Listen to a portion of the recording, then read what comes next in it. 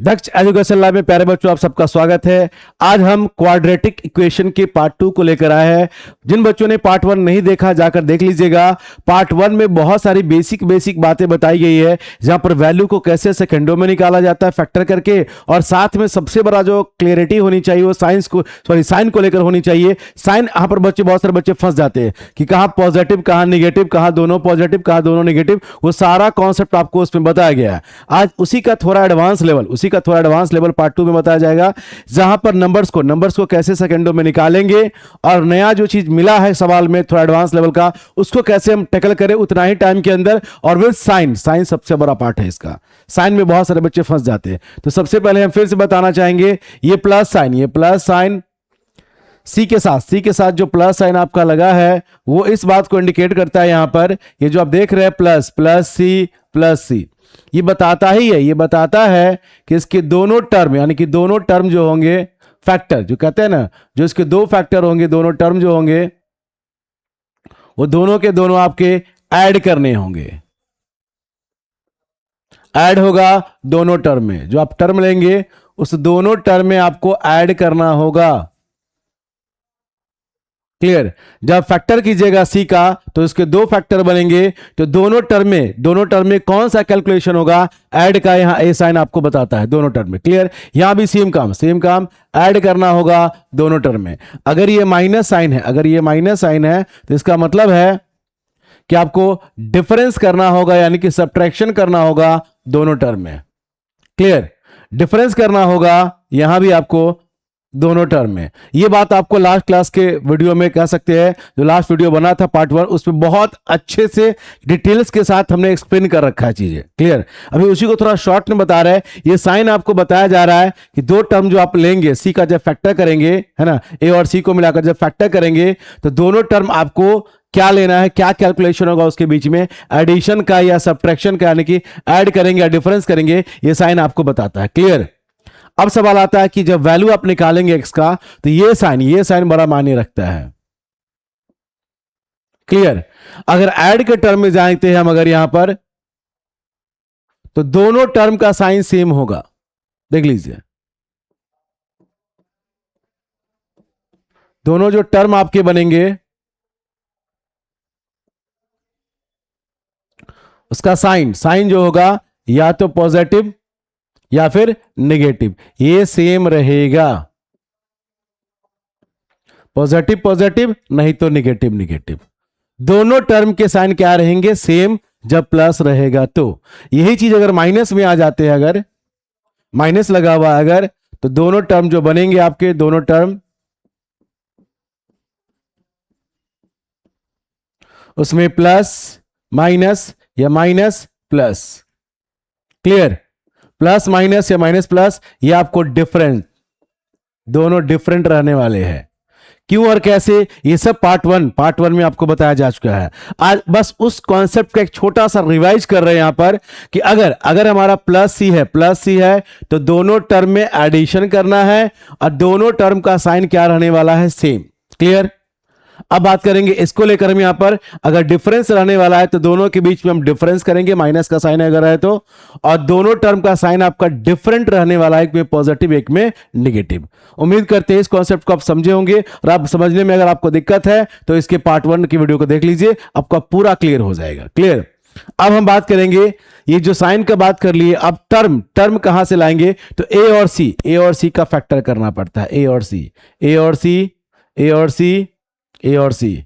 इन दोनों का प्रोडक्ट आप लेंगे, ए और सी, और इसी से दोनों टर्म आप निकालेंगे, first term and second term, जो बी से वेरीफाई किया जाएगा, मिड टर्म से वेरीफाई किया जाएगा कि उसके बराबर आ रहा है कि नहीं। यही कॉन्सेप्ट दोनों वैल्यू आपको देगा, first term and second term, और वेरीफाई करने के लिए बी वाला टर्म यानी कि सेकेंड टर्म, मिड टर्म आपका होगा, वो वेरीफाई करके देगा, ए इंटू सी का प्रोडक्ट। क्लियर? तो चलते प्यारे बच्चों, इस पर एक एक करके एग्जांपल देखते हैं तो ज्यादा क्लियर समझ में आएगा। जैसे हमारा मान लेते पहला क्वेश्चन ये है, फर्स्ट क्वेश्चन ये है, अगर गौर से देखिए अगर, तो ए इंटू सी का अगर कॉन्सेप्ट ले अगर, तो 3 इंटू 6 यानी कि 18, 3 इंटू 6 18, 3 इंटू 6 यानी कि 18। अब 18 का आपको फैक्टर करना है, 18 का क्या करना है, फैक्टर करना है, और ऐसा फैक्टर करना है कि दोनों का वैल्यू प्लस प्लस ऐड करने पर आए, प्लस प्लस 18। ये साइन आपको बताता है कि दोनों टर्म के बीच में एक प्रोसेस अप्लाई होगा एडिशन का, ऐड करने का, इस बात का ध्यान रखिएगा। तो चलिए हम 18 का फैक्टर करते हैं। क्लियर? जैसे 1 into 18, 1 into 18, 2 into 9, 2 into 9, 3 into 6। अब नहीं होगा, अब आगे जाएंगे तो 4 नहीं, 5 नहीं, फिर 6 हम ले चुके हैं। अब देखिए ऐड करने से कौन 11 बनाकर आपको देगा, 11 वेरीफाई करने के लिए मिड टर्म, कौन 11 बनाकर देगा? तो फर्स्ट नहीं देगा, थर्ड नहीं देगा, 11 बनाकर कौन देगा? 2 और 9। क्लियर? अब जरा हम साइन की बात कर ले, तो साइन क्या लगा है? प्लस, तो इसका मतलब ये भी प्लस और ये भी प्लस, दोनों प्लस में होगा। दोनों किस में होगा? प्लस में। तो जब दोनों प्लस में होगा तो 9 टू 11, 11x आ जाएगा। तो इसका आंसर जो होगा वो साइन चेंज हो जाएगा। क्यों होगा? पार्ट वन देखिए, आपको पता चल जाएगा। -2 और -9। क्लियर? -2 और -9। अभी ये कंप्लीट नहीं हुआ है, अभी इसमें एक टर्म और बच गया। ये बात यहां तक जो अभी तक बताए हैं, ये पार्ट 1 में ऑलरेडी हम डन कर चुके हैं। उसमें पार्ट 2 में कुछ नया सवाल है। नया क्या? गौर से देखिएगा। पार्ट 1 में a का वैल्यू नहीं होता था, यानी कि 1 होता था हमेशा a के साथ, यानी कि एक्स स्क्वायर जो था वहां पर जो टर्म आता था वहां पर कोई वैल्यू नहीं होता था। बट अभी जो देख रहे हैं क्वाड्रेटिक इक्वेशन में, तो a टर्म आपको दिया हुआ है 3, उस 3 का इसके साथ डिवाइड लगा देना है, बाय में 3 बाय में 3। तो यह कह सकते हैं कि हमारा आंसर बनकर तैयार है। 5 सेकेंड, 5 से 10 सेकेंड बहुत है, x का वैल्यू यही होगा। और हम बात करें जरा प्रोसेस की, तो आप इसके प्रोसेस को भी बनाकर देख सकते हैं। जैसे 3x square plus 9x plus 2x, splitting the term. याद होगा फैक्टराइजेशन मेथड, इस पर टर्म को स्प्लिट करते हैं और उसके बाद उसका फैक्टर करके देखते हैं। यहां पर अब इस इक्वेशन को सॉल्व करना हमें, दोनों में common 3x, x plus 3, common 2, x plus 3, 3x plus 2, ये एक साथ, ये दोनों एक साथ कर दीजिए, और x प्लस 3 इसको एक साथ कर दीजिए। अब यहां से दोनों का वैल्यू निकालेंगे, 3x प्लस 2 इक्वल टू 0 और x प्लस 3 इक्वल टू में 0। तो x बराबर में हो जाएगा -3। आप मिला सकते हैं, -3 देखिए यहां पर, यहां देखिए आपका -3 आया कि नहीं आया, मिला सकते हैं। 3x बराबर में -2, तो x बराबर में -2/3, ये रहा आपका -2/3। सोचिए दोनों में कितने का डिफरेंस है? 5 से 6 स्टेप का डिफरेंस है। मतलब अगर कहा जाए जो सवाल 10 सेकंड में खत्म हो सकता है, वो 1-1 मिनट खर्च करना पड़ता है। कितना भी फास्ट बनाएंगे तो 30 सेकंड मेरा लग कर जाएगा। तो 30 सेकंड और 10 सेकंड में बहुत का डिफरेंस है। कितनी बार बच्चे तो इतना लिखते भी नहीं है, पहली बार में ही उसका फैक्टर पता चल जाता है, जिससे हमारा आंसर भी जल्दी से जल्दी आ जाता है। बस एक बात का ध्यान रखिएगा, इस a से डिवाइड करना ना भूले। अगर a का वैल्यू दिया हुआ है तो a से डिवाइड करना ना भूले। जनरली अगर a का वैल्यू नहीं दिया हुआ है, 1 माना जाता है, तो 1 से डिवाइड करने से कोई फायदा नहीं है। बट a का वैल्यू दिया हुआ है, अगर कोई टर्म है 2, 3 कुछ भी टर्म अगर दे रखा, उससे डिवाइड करना ना भूले। क्लियर? प्रोसेस ये रहा। इसे बनाने के लिए 1 2 3 4 5 6 5 स्टेप, 5 से 6 स्टेप, वो काम हमारा 2 स्टेप में कंप्लीट हो सकता है। फैक्टर तो वैसे भी करना पड़ेगा। ये काम तो इसके लिए तो आपको यहां भी 9 2 लाने के लिए इसको तो इतना करना ही पड़ेगा। बस हमें आंसर लिखने भर का देर है। तो हमारा 5 स्टेप शॉर्ट हो सकता है। यहां से स्टेप लिखना शुरू करे या यहां से सीधे आंसर लिखना शुरू करे, यही फर्क है। एग्जाम हमें टाइम नहीं देता। हमें कम से कम 1 मिनट में बच्चा 5 सवाल उड़ा सकता है, इतना कॉन्फिडेंस होना चाहिए एक बार सीखने के बाद। चलते प्यारे बच्चों अगले सवाल की ओर। 70 प्लस की माइनस +70।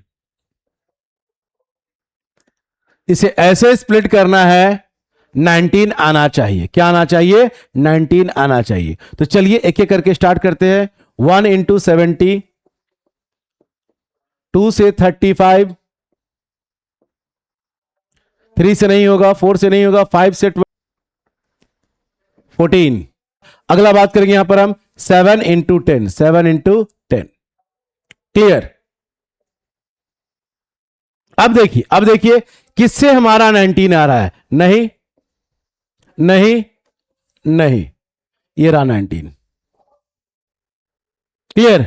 तो इस तरह से हम आंसर सेकेंडों में ला सकते हैं अगर हम साइन को समझ ले। माइनस लगा है तो यहां लगाइए माइनस, यहां लगाइए माइनस, तो x का वैल्यू हो जाएगा 5 और 14, और साथ में डिवाइड किससे करना है? 2 से इसका डिवाइड कर दे। तो इस तरह से कह सकते हैं फैक्टर करते ही आपका आंसर आ जाएगा। बस ए से आपको डिवाइड करना ना भूले। प्यारे बच्चों, चलते हैं अगले क्वेश्चन की ओर। एक बार फिर से इसको समझ ले, दोनों को ऐड करने पर 19 होना चाहिए, ऐड करने पर 19 होना चाहिए। और साइन की बात करें तो साइन हमारा जो माइनस में आ रहा है वो किस में हो जाएगा? प्लस में। चलते हैं प्यारे बच्चों अगले सवाल की ओर। फिर से a इंटू सी 60, लेकिन इस बार है -60। ये माइनस साइन बताता है कि आपको दोनों टर्म में डिफरेंस करना है। क्या करना है? डिफरेंस करना है। डिफरेंस कितने का होना चाहिए? 17 का होना चाहिए। डिफरेंस कितने का होना चाहिए? 17 का, वेरीफाई करने के लिए। तो चलिए प्यारे बच्चों इसको सॉल्व करते हैं।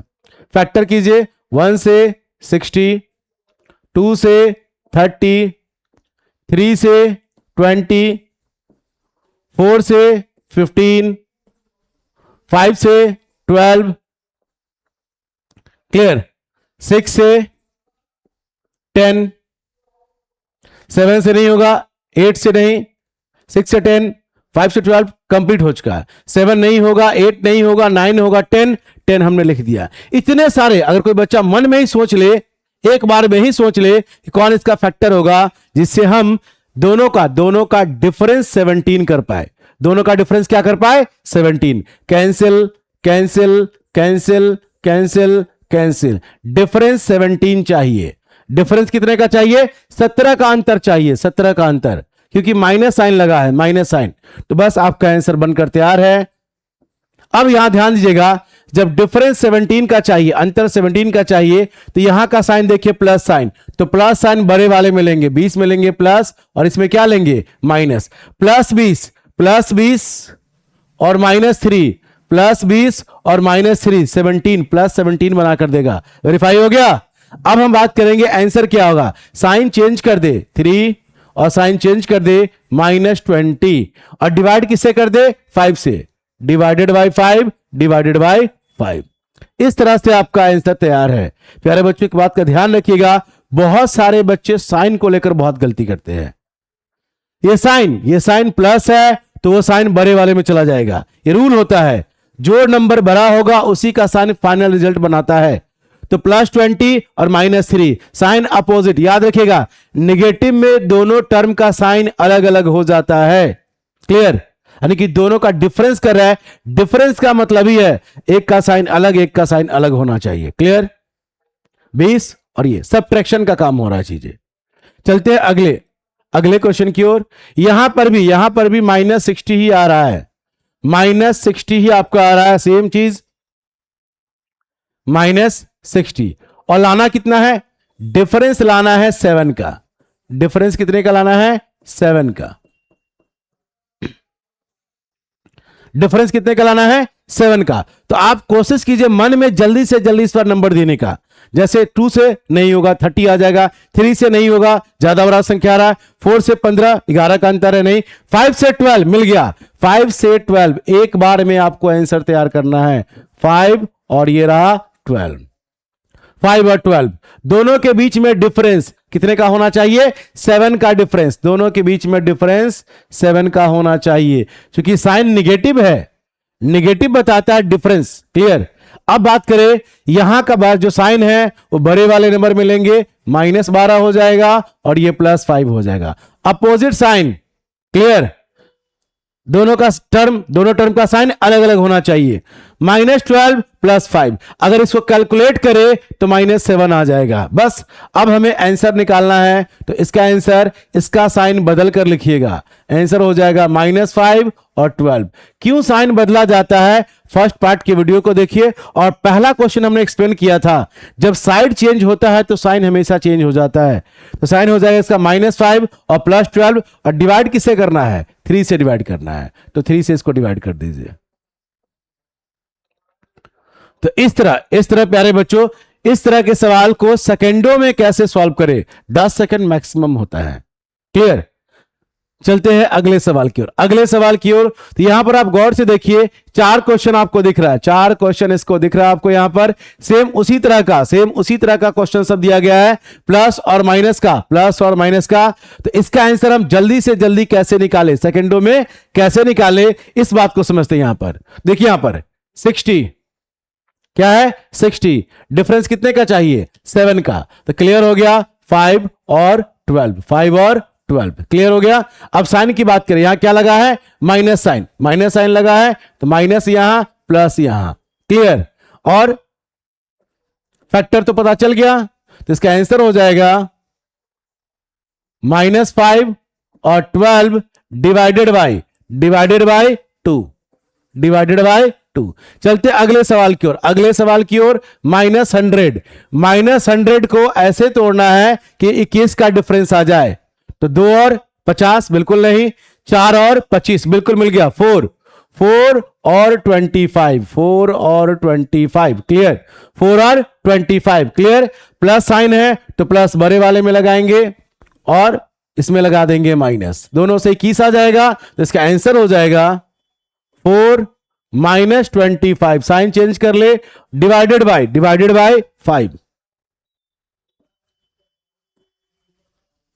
इस तरह से आप 100 क्वेश्चन का प्रैक्टिस करें, 100 क्वेश्चन का प्रैक्टिस करें, जिससे आप सवाल का आंसर जल्दी से जल्दी निकाल पाए। तो ये दो क्वेश्चन प्यारे बच्चों आपके लिए छोड़ दिया गया है। कमेंट सेक्शन में इसका आंसर डालें, और इस बात का ध्यान रखिएगा, जब भी आप आंसर डालें तो टाइम देखकर 10 सेकंड के अंदर ही होना चाहिए। जब क्वेश्चन को रीड करें तो 10 सेकंड के अंदर आपका आंसर निकल जाना चाहिए प्यारे बच्चों। फिर हम इससे भी एडवांस लेवल रूट वाले क्वाड्रेटिक इक्वेशन के नंबर को देखेंगे अगले पार्ट में। फिर मिलते हैं नेक्स्ट पार्ट में। Thank you.